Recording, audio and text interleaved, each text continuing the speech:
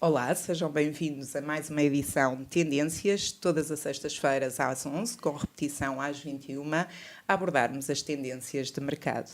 Hoje temos em estúdio a moderadora e psicóloga Maria José Costa e o nosso convidado de honra, Dr. Jorge Sobrado, vereador da Cultura do município de Viseu. Hoje iremos abordar as tendências de uma sociedade participativa e envolvência com os cidadãos no âmbito do programa Viseu Cultura, promovido pelo município de Viseu.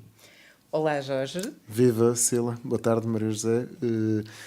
Agradecer-vos o convite e a oportunidade para falarmos de cultura, de Viseu e das tendências que marcam também o nosso concelho e as políticas locais em favor, no fundo, quer do fomento cultural e da população. Muito obrigado pelo convite. Obrigada a nós por ter aceito o desafio. É uma honra tê-lo aqui hoje a falar deste projeto inovador, que é claramente uma tendência no que diz respeito às sociedades participativas e esta proximidade com os cidadãos. O Jorge, com o percurso que tem tido em Viseu ao longo destes 4 anos, não é? Portanto, como assessor do Presidente, como diretor da Viseu Marca e agora como vereador deste pelouro de cultura, qual é a estratégia para Viseu no ano 2018? Enfim, a estratégia para Viseu no âmbito deste ano 2018 insere-se, na verdade, numa visão sobre Viseu enquanto comunidade, uma comunidade histórica, uma comunidade humana muito forte. Nós acreditamos genuinamente que as pessoas são o melhor ativo da cidade e do concelho. Ou seja, isto não é um slogan político dizer que as pessoas são o melhor ativo para parecer simpático ou ter uma atitude humanista, mas a verdade é que é o ecossistema humano, são os talentos de Viseu, o empreendedorismo de Viseu, o facto de termos um tecido institucional associativo tão rico, e o folclore que vamos falar é um exemplo disso. Existem mais de 80 associações voltadas para a cultura popular tradicional em Viseu.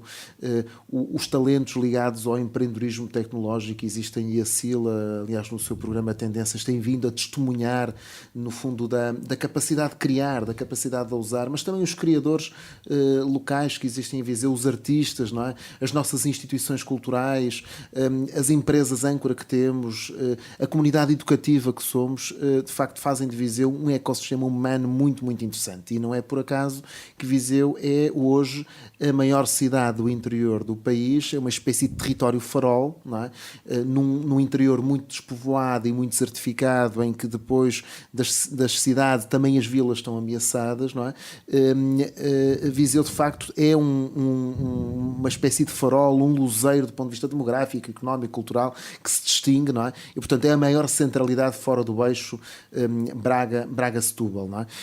E, portanto, é essa visão de desenvolvimento dessa comunidade humana, que naturalmente tem as suas expressões económicas, culturais, sociais, que, na verdade, o município deve interpretar.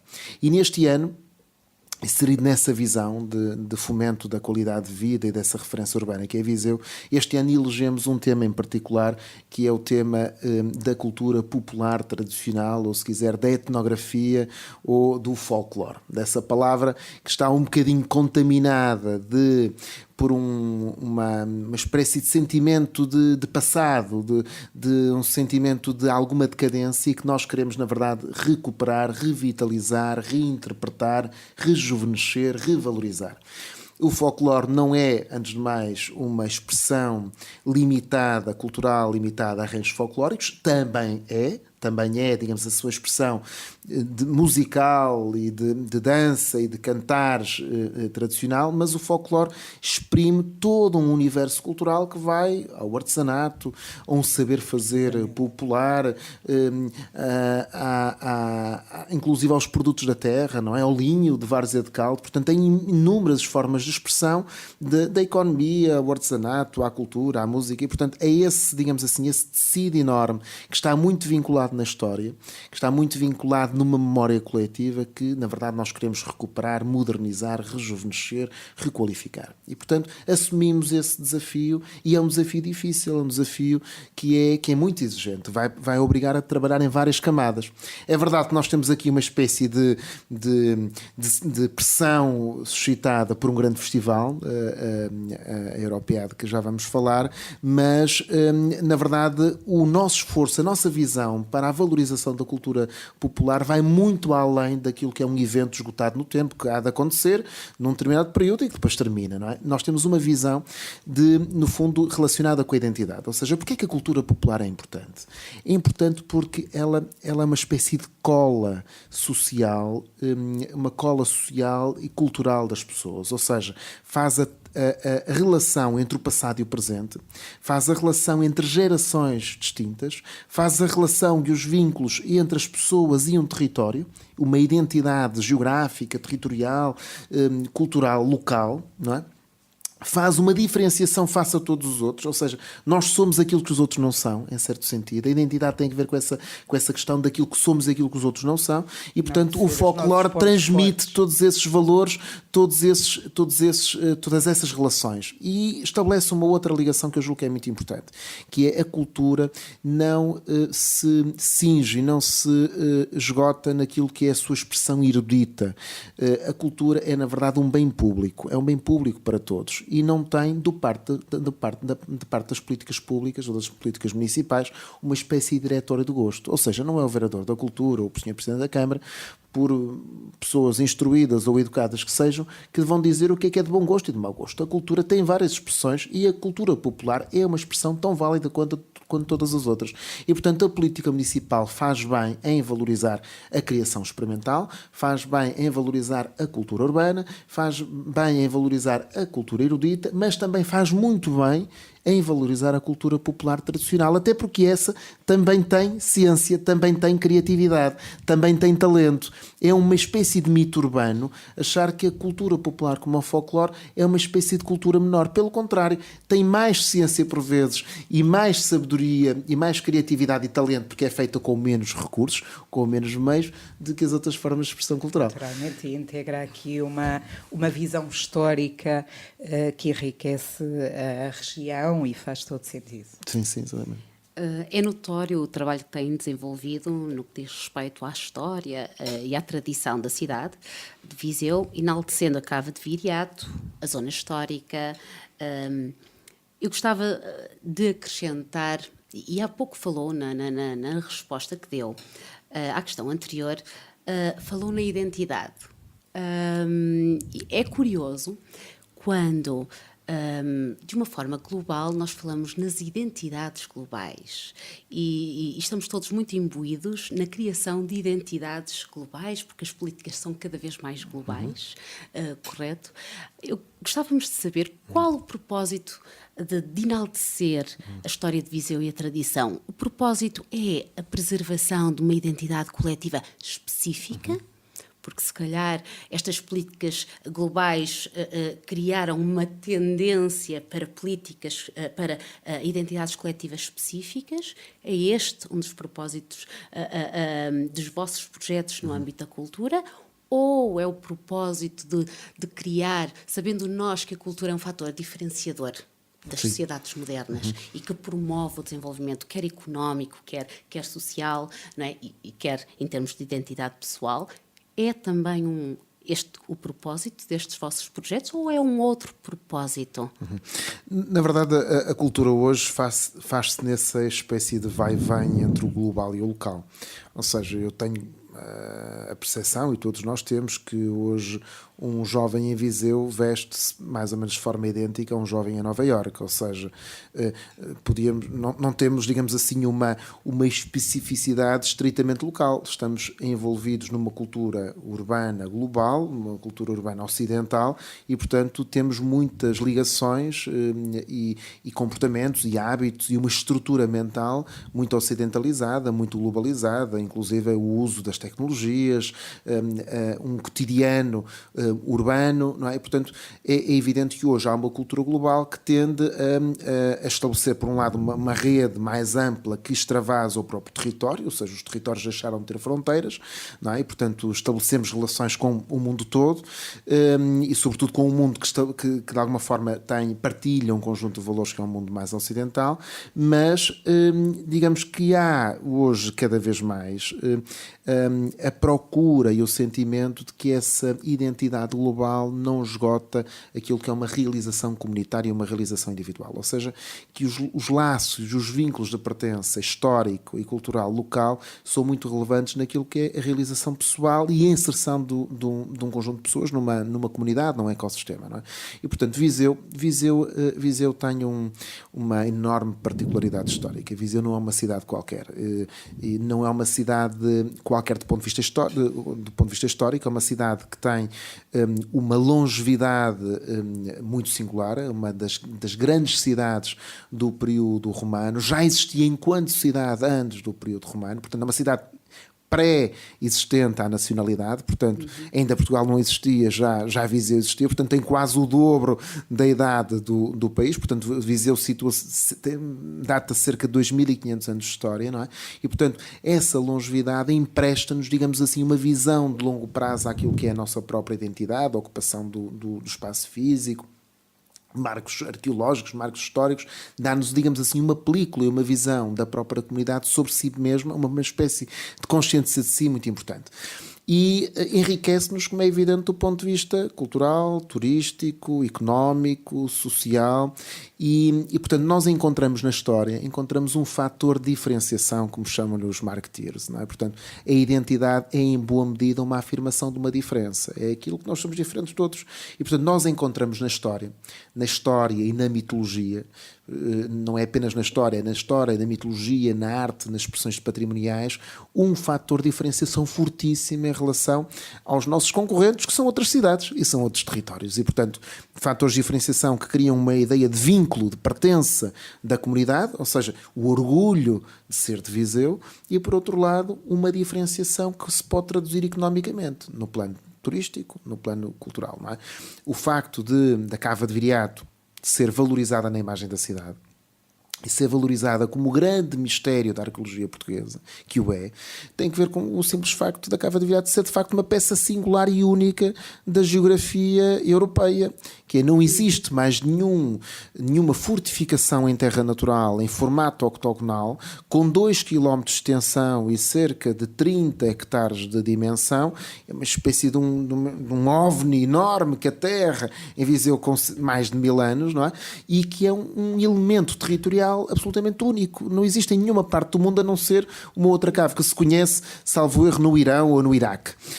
E, portanto, esse fator, que é um fator de simbólica, uma simbólica local, tem um fator de diferenciação da nossa comunidade, tal como a forma como o Viseu foi conquistando e aderindo e de alguma forma acarinhando a figura mitológica de Viriato. Nós hoje sabemos que historicamente Viriato não esteve em Viseu, não era em Viseu que tinha, digamos assim, o seu aquartelamento, digamos assim, o seu exército lusitano ou a sua horda de lusitanos, não é? Aquilo não era exatamente um exército, era mais uma horda de guerrilheiros, não é?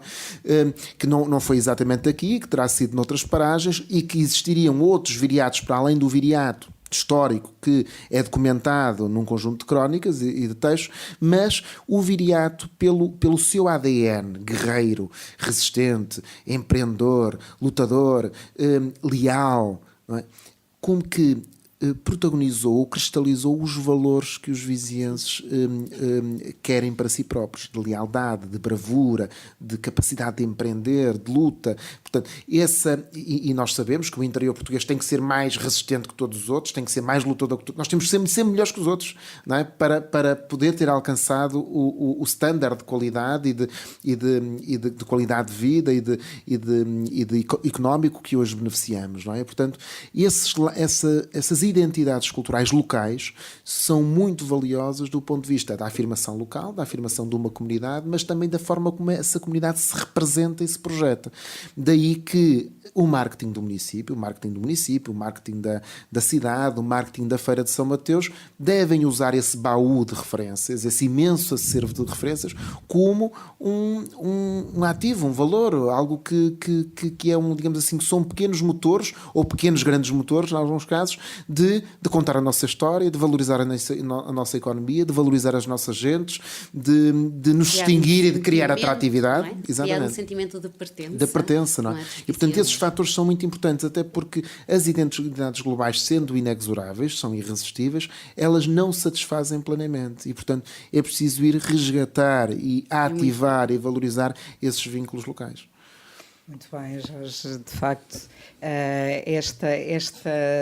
este seu conhecimento. Eu falo demais, portanto tenho que mandar calar. E discorrer desta forma acerca da história de Viseu é de facto apaixonante ouvi-lo falar. E aqui com uma particularidade, enaltece fatores fatores históricos e integra aqui fatores psicológicos dos cidadãos e da população de Viseu, e os cidadãos ao ouvi-lo ficarão muito gratos por esta particularidade e esta analogia entre fatores históricos e a própria personalidade da nossa comunidade. Agora, pegando aqui neste alinhamento da sociedade participativa em torno da participação dos cidadãos, o município de Viseu lançou um projeto que é o Viseu Cultura, em que tem aqui uma premissa e um alinhamento com um financiamento segmentado em 4 áreas. Diga-nos concretamente qual é o objetivo deste projeto Viseu Cultura. Nós acreditamos que um projeto coletivo, um projeto cultural coletivo, na verdade, ele só funciona, ele só é rico, ele só cria energias criativas se ele for realizado de baixo para cima. Ou seja, a cultura não pode ser nem um diretório de gosto, não é? Alguém, seja quem for, que dita um conjunto de gostos que suscitam a produção cultural e o consumo cultural, no fundo a oferta e a procura cultural, mas também não é um diretório político que determina ao pormenor quais são as expressões, os eventos, as criações, a forma da sua distribuição no plano cultural. E portanto, nós acreditamos que, na verdade, uma energia cultural criativa, diferenciadora, coletivamente participada, exige o envolvimento da própria comunidade. E, portanto, esta ideia da participação dos cidadãos e do envolvimento da comunidade é uma ideia transversal à política do município e à visão que o Presidente Almeida Henriques introduziu no seu primeiro mandato, e daí terem surgido um conjunto de iniciativas como o orçamento participativo, não é? No fundo é pôr os cidadãos a eles próprios proporem ideias que podem ser transformadas em projetos, não é? Mas também as consultas públicas, a consulta pública do programa de governo, que agora voltou a acontecer, a consulta pública relacionada com a estratégia para o centro histórico, não é? Inclusive a abertura do município às redes sociais, que fez agora muito recentemente 4 anos, não é? Portanto, toda essa, digamos assim, essas pequenas, grandes decisões refletem uma, digamos assim, uma visão de abertura e de envolvimento comunitário. Na verdade, seria mais fácil, talvez, encomendar algumas políticas a gabinetes de consultores e depois implementá-las. E seria até legítimo, porque há o voto e o voto popular determinou um governo para 4 anos. Mas seria realmente eficaz? Seria realmente reprodutivo? Seria realmente conquistador da comunidade? Nós acreditamos que não. Na verdade, algo que seja participado ab início pelas populações tenha, à partida, um grau de adesão e um grau de envolvimento e um grau de participação que lhe darão muito mais energias e muito mais efeitos e muito mais resultados. E a mesma coisa, o mesmo sucedeu aqui com o Programa Municipal Viseu Cultura.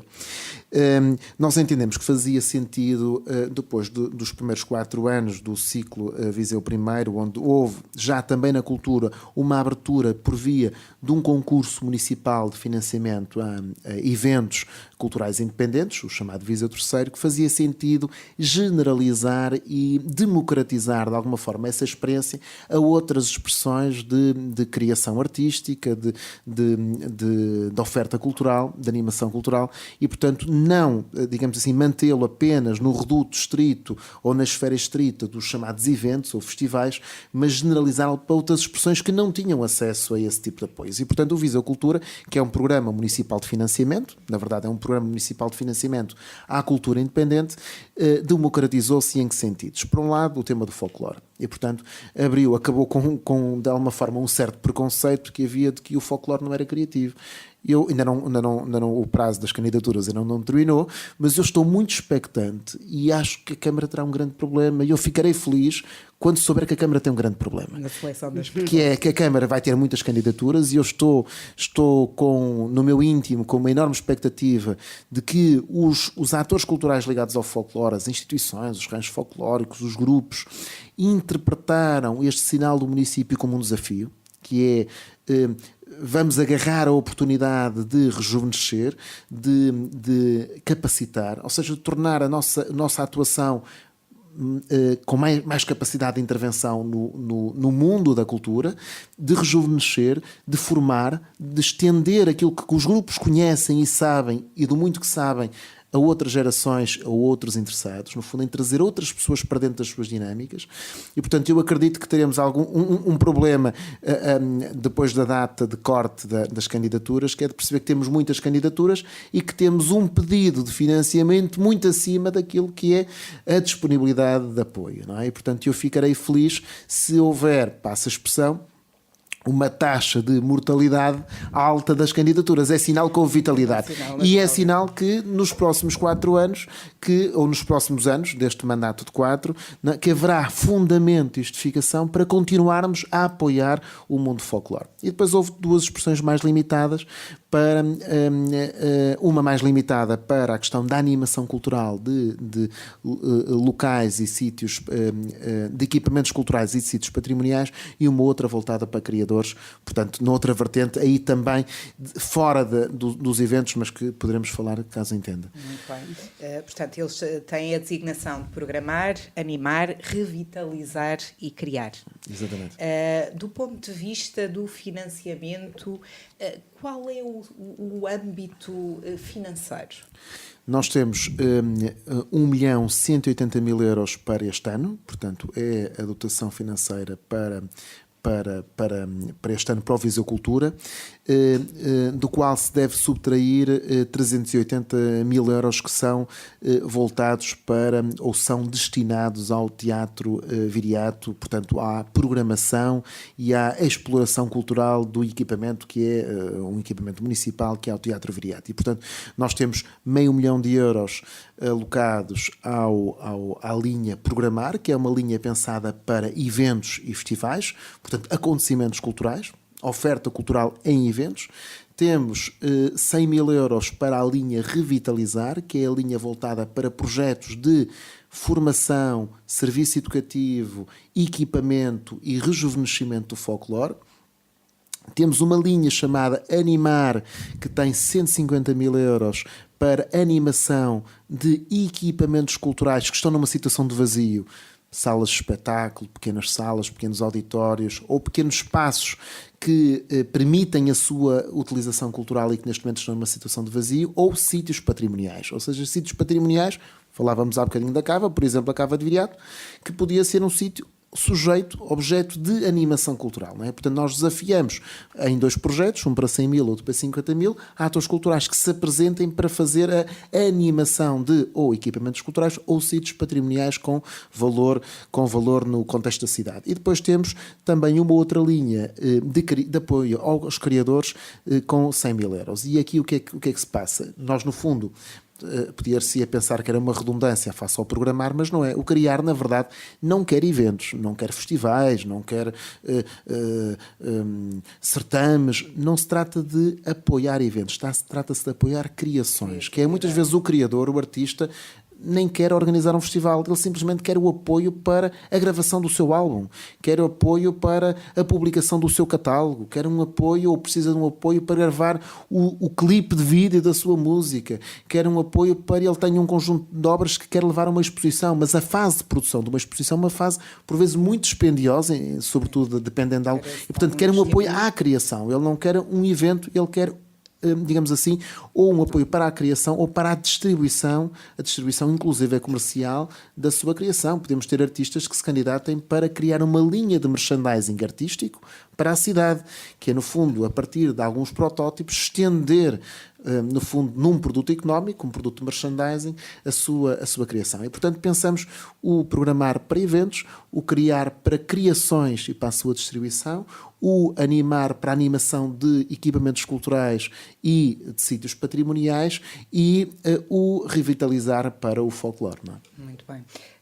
A Maria José tem aqui algumas questões ainda relacionadas com o programa Viseu Cultura, contudo eu vou aqui realçar o meio online pelo qual os cidadãos poderão ter esta informação detalhada, portanto poderão aceder via www.cm-viseu.pt Viseu Cultura ou então alguma informação via e-mail cultura@cmviseu.pt. Portanto, rapidamente, numa via ou noutra, ser-lhe-á facultada toda a informação relacionada com o projeto. Jorge, qual o prazo de candidaturas? É importante também esclarecer os nossos ouvintes sobre o prazo da candidatura, como é que se processa a apresentação da candidatura, quem é o júri, se é um júri local, qual o procedimento de seleção. Portanto, estas informações mais detalhadas relativamente à candidatura.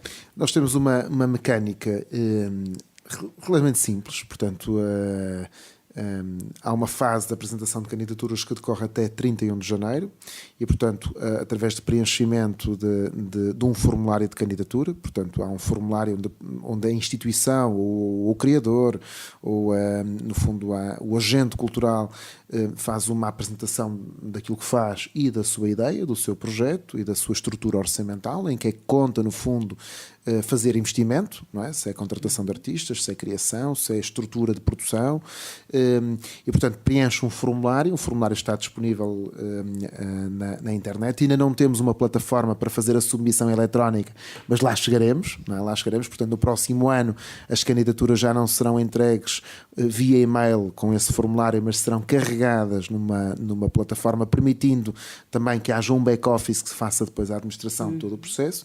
E portanto, a partir de 31 de janeiro, portanto, data de fecho das candidaturas nas linhas criar, revitalizar e animar, portanto, terminam a 31 de janeiro, porque o programar terminou a 31 de dezembro do ano passado, inicia-se o trabalho dos serviços municipais. Portanto, o júri ainda não intervém, portanto, é o que está a passar-se na linha programar, que é os serviços municipais olham para o conjunto das propostas que foram submetidas e fazem um primeiro filtro, que é o filtro de quem é elegível. Se nos vierem, no fundo, uma proposta a pedir a compra de um automóvel, imediatamente ficará excluída, porque não é, digamos assim, o objeto da candidatura, ainda que seja para apoio às instituições culturais, pagar automóveis, carrinhas, viagens ao estrangeiro desintegradas numa participação especial. Portanto, faremos o filtro da chamada elegibilidade, ou seja, a entidade é elegível, sim ou não. o projeto é elegível, sim ou não, e a partir daí passa para as mãos do júri. O júri que nós constituímos é um júri não local, é um júri que tem apenas, digamos assim, o vereador, neste caso eu próprio, na sua composição, e entendemos que o devíamos fazer assim, por um lado, para que não houvesse, digamos assim, não houvesse nenhuma espécie de sombra sobre relações de colaboração ou de amizade, portanto, ou de simpatia, e portanto que houvesse um júri que fosse muito qualificado, mas que fosse de fora, embora se pudesse encontrar gente muito qualificada de dentro. Aliás, algumas pessoas de Viseu são membros de júris em concursos nacionais, e portanto encontraríamos aqui muito facilmente pessoas experientes e qualificadas por efeito, mas consideramos que, digamos, introduzíamos um fator de independência ao convidar pessoas, digamos assim, das áreas da cultura que fossem de fora e que não tivessem nenhuma relação direta ou indireta com nenhuma espécie de candidatura, não é? E portanto convidamos o Agostinho Ribeiro, que foi diretor do Museu Nacional Grão Vasco ainda há pouco tempo em Viseu, e que é uma pessoa que conhece muito bem a comunidade cultural de Viseu e também conhece a inserção de Viseu na rede das cidades, digamos assim, daquilo que possa ser o Noroeste Peninsular, portanto, onde nós temos uma influência também do ponto de vista da ação cultural, cidades como Porto, Guimarães, Braga, Lamego, Coimbra, Lisboa, portanto, o Agostinho Ribeiro é uma pessoa com grande conhecimento daquilo que é o país e a oferta do país, e não apenas na expressão que é a sua especialidade, que é, no fundo, a museologia. Portanto, o Agostinho Ribeiro. Depois convidamos um coreógrafo, ator e encenador, que é Vítor Hugo Pontes.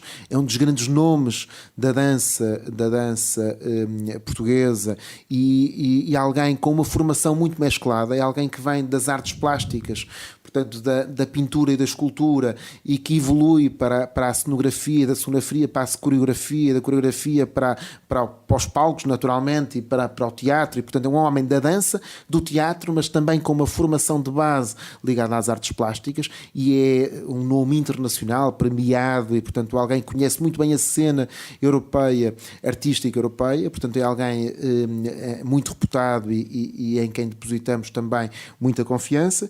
E depois temos ainda Tiago Batista e Ana Isabel Strindberg.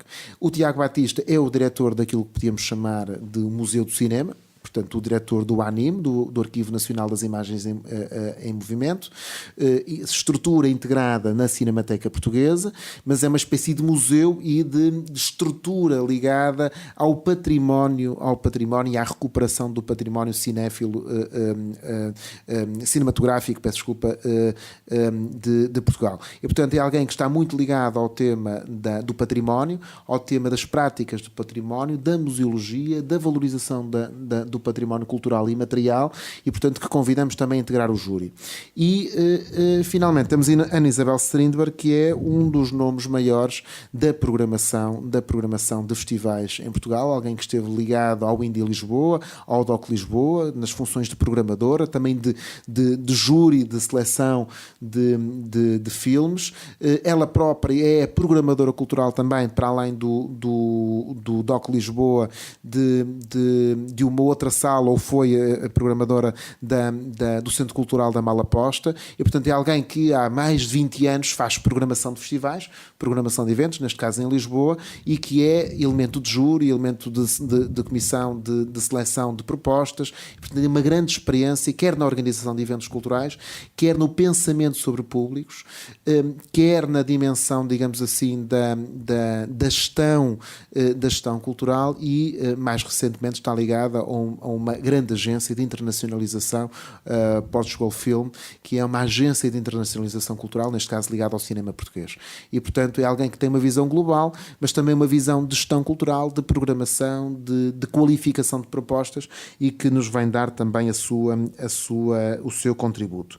E, portanto, os critérios de seleção São critérios de seleção que as pessoas percebem, a qualidade das propostas artísticas, stricto sensu, a sua sustentabilidade económica financeira, não é? A capacidade de atrair novos públicos, a relação que estabelece com o dentro e o de fora da comunidade cultural, quero eu dizer, com atores culturais de fora de Viseu, porque precisamos também dessa energia que vem de fora, mas também o envolvimento de atores culturais locais, e portanto há uma ponderação específica, inclusive, para o envolvimento de estruturas culturais locais no cômputo geral da avaliação da qualitativa, mas digamos assim, as pessoas percebem que é procurar medir a qualidade, não é? Perceber quem é mais inovador, quem é que tem maior qualidade artística, maior capacidade de diferenciar-se, capacidade de envolver uma comunidade artística e cultural local e que manifeste sustentabilidade, ou seja, nós não queremos apoiar eventos ou projetos que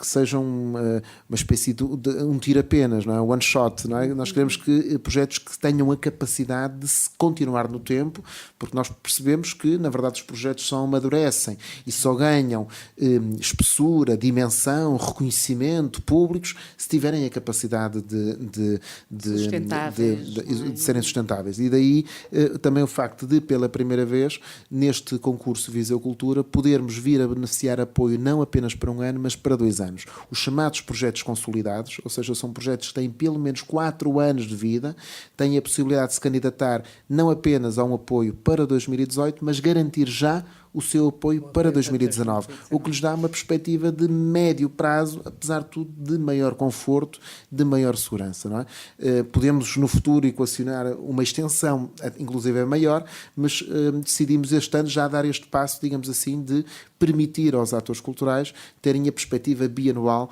para a sua atividade e para a sua programação. Muito bem. Jorge, após este esclarecimento tão detalhado do projeto Viseu Cultura, que termina já, portanto, a fase de candidaturas que termina já no próximo dia 31 de janeiro, e agora aqui com um mote à tradição, tal como já referimos no início das tendências, qual foi a inspiração para o slogan Cidade Europeia do Folclore? Bem, na verdade eu devo dizer que a vontade que isto acontecesse pertence ao Presidente da Câmara, Almeida Henriques, que teve há uns anos atrás, julgo que em 2014, o contacto com a possibilidade de Viseu acolher aquilo que nós podíamos, para, enfim, os nossos ouvintes perceberem um bocadinho a dimensão da Europeiade, designar como a Eurovisão, ou Festival da Canção do Folclore. Ou seja, na verdade a Europeiade é um grande festival, ele acontece há mais de 60 anos, portanto ele é anterior inclusive à própria Constituição da União Europeia e da Comunidade Económica Europeia. É um festival com muitos pergaminhos, julgo que 64 anos, embora só tendo 55 edições, mas 64 anos, e tem, digamos assim, portanto, tem uma longevidade histórica, é o maior festival europeu ou inclusive mundial de folclore, porque ele junta mais de 5 mil participantes diretos de 28 países, de mais de 300 grupos, e portanto o Presidente Almeida Henriques teve, digamos assim, a visão e a sensibilidade para perceber e para intuir que esta opção de acolher a Europeiade iria suscitar uma dinâmica local de revalorização e de revitalização do folclore. Por vezes nós precisamos disto, por vezes nós percebemos o que aconteceu enfim, estamos a falar de outras escalas evidentemente, mas que aconteceu nas capitais europeias da cultura, que aconteceu nas capitais também nacionais da cultura, que aconteceu em exposições universais, que é um acontecimento extraordinário, gera um conjunto de dinâmicas que depois vão perdurar no tempo. Infelizmente, algumas vão se perdendo, mas outras que vão deixando sementes, e portanto nós acreditamos que este Festival Europeiade é uma forte semente para o reencontro de Viseu com o seu folclore. O slogan Cidade Europeia de Folclore nasce de uma vontade de não deixar morrer este espírito e esta visão de longo prazo na Europeiade. Ou seja, era muito interessante que Viseu acolhesse o evento Europeiade, o evento valia por si, mas esta visão de longo alcance, ou seja, de começarmos hoje, não um sprint, mas uma maratona que vai passar pela Europeada em julho deste ano, de 25 a 29, mas vai se estender para agosto, para setembro, outubro, novembro, dezembro, que vai estar em 2019. Em 2021 ainda havemos de estar a falar da revitalização das nossas tradições. No fundo, Cidade Europeia do Folclore 2018 é um sinal que nós vamos ser a capital, de alguma forma, do folclore europeu, mas nós vamos viver isto todo o ano. Nós vamos atender às nossas raízes todo o ano. Nós vamos olhar para as nossas tradições todo o ano. E vamos, naturalmente, depois de 31 de dezembro de 2018, por exemplo, do Viseu Cultura, continuará a haver o revitalizar, não é? Agora, tem que ver com essa ambição de percebermos que isto, que a mudança de olhar o folclore, não é? E nós percebemos, enfim, em contacto com os jovens, que eles estão muito desligados deste mundo, não é? Os nossos adolescentes que acham o folclore uma coisa chata, aborrecida, mofenta, velha, desinteressante, não é? A forma de nós mudarmos este cenário, de mudarmos essas percepções, reposicionar, implica trabalhar quer o folclore ele próprio, quer também a própria comunidade. E eu tenho que me, de alguma forma, deixar seduzir por aquele mundo. E aquele mundo tem que aprender a lidar comigo, que não gosto de folclore, não é? E a mostrar-me porque é que os trajes são assim, porque é que os cantares são assim, qual é a história que está, digamos assim, na base daquelas tradições, não é? E, portanto, esse reencontro, não é?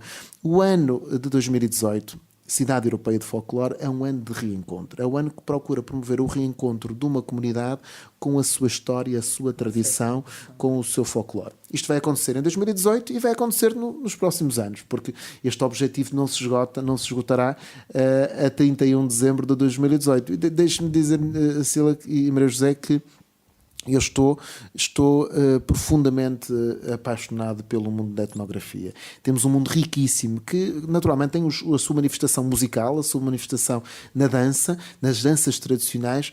Eu tenho aprendido palavras novas, aprendi a palavra remansar, a ideia da tocata, não é? Portanto, tenho aprendido muito e há um lado telúrico ligado à terra, às tradições, aos ciclos da terra, que são absolutamente apaixonantes. E portanto, o desafio é nós próprios reencontrar-nos com as nossas memórias, com memórias que não temos, mas que os nossos antepassados tiveram, com memórias que tivemos, mas que perdemos, não é? Com as memórias da terra, com as memórias de um tempo, com as memórias rurais, com as memórias de um saber fazer que também tinha muita criatividade, não é? E que nos dão esta cola de que falávamos no início do programa. Muito bem, Jorge. E obviamente que ficaríamos aqui o resto do dia a falar acerca destes projetos e como podemos analisar, o Jorge tem o dom da palavra e da comunicação e não só. Chegou a Viseu e partiu para uma área de investigação acerca desta tradição e da história que faz toda a diferença e que lhe permite falar com esta paixão que é notória e desde já os nossos parabéns por esta abordagem. Fica aqui já o desafio, porque infelizmente hoje não podemos tocar nestes pormenores e nestas novas palavras de uma remansar e tocata. Fica aqui o desafio para fazermos uma nova tendência mais direcionada a este Até porque nós vamos apresentar um plano, vamos apresentar um plano para um plano de ação do ano 2018 voltado para o folclore, com algumas inovações também artísticas, criativas e que gostaria de aqui também apresentar-vos. Muito bem, será um prazer e iremos ter essa rúbrica Tendências direcionada ao folclore com toda a certeza. Jorge, mais uma vez, bem-aja Maria José e bem-aja a todos os ouvintes que estão aí desse lado, mais uma vez, ouvirem as tendências e já sabem, até sexta-feira, porque temos sempre uma tendência a pensar em si. Bem-aja.